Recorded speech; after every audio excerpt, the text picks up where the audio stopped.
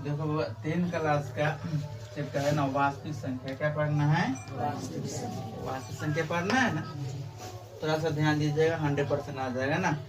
इसमें कह रहा है, इसमें परमेय संख्या किसे कहते हैं। कोई पूछे कि परमेय संख्या किसे कहते हैं, तो जिस संख्या को ना p/q के रूप में लिखा जाता है ना, लिखा हुआ है कि जिस संख्या को p/q के रूप में लिखा जाता है उसे हम क्या कहते हैं?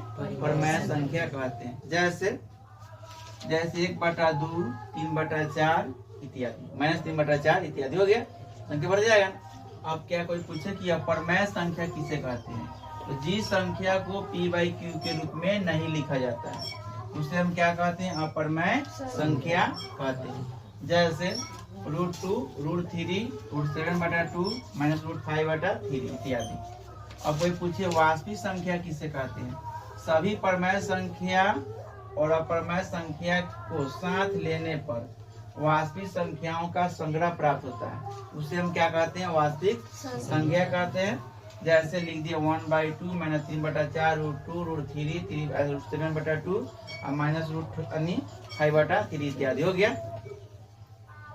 आपका एल्गोरिदम किसे कहते हैं? एक विशेष प्रकार की समस्या का हल प्राप्त करने की चरणबद्ध प्रक्रिया को एल्गोरिदम कहते हैं। हो गया।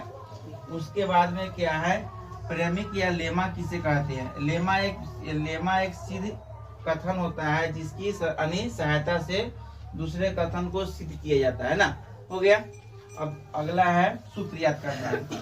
एल्गोरिदम का भाग लेमा का सूत्र A = BQ + R, 0 R = RB, R = B होता है ना, इसको याद करना। उसके बाद में भाज्य बराबर भाजक गुने भागफल प्लस शेष होता है। ये जो होता है क्या होता है? भागफल होता है, भाज्य होता है। ये क्या होता है? सॉरी, भाज्य होता है। बी क्या होता है? भाजक होता है। क्यू क्या होता है? भागफल। आर क्या होता है? शेष होता है। इसी के आधार पर यह वास्तविक संख्या का जो हिसाब बनता है ना, यह क्वेश्चन दिया हुआ है 15,365 और 345 का महत्तम समवर्तक का निकालना। क्या करना है? महत्तम समवर्तक निकालना है। तो पहले हमने क्या करेंगे? इसका मौसा निकाल देंगे। क्या निकालेंगे?